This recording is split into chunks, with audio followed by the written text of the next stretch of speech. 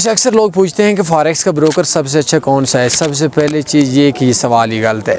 आप लोग किसी भी बंदे से ये बात पूछें कि भाई कौन सी सवारी मेरे लिए बेहतर है, तो वो बंदा बोले कि आपके लिए कार बेहतर है। सवाल ही गलत है।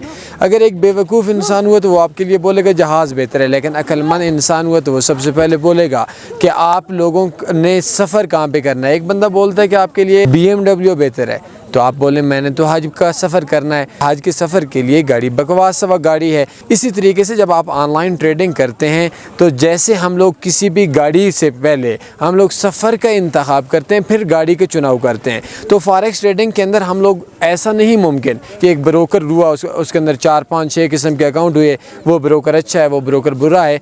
मैं जितने अकाउंट्स के ऊपर काम करता हूँ तो सबसे पहले अपने ट्रेडिंग का चुनाव करता हूँ। कुछ लोग करेंसीज पे ट्रेड करते हैं, कुछ शेयर्स पे, मुख्तलिफ वेज हैं, कुछ लॉन्ग टर्म कुछ शॉर्ट टर्म। तो इसी तरीके से आपकी स्ट्रैटेजी के हिसाब से ब्रोकर होगा तो नफ़ा आएगा, अदरवाइज़ नहीं आएगा।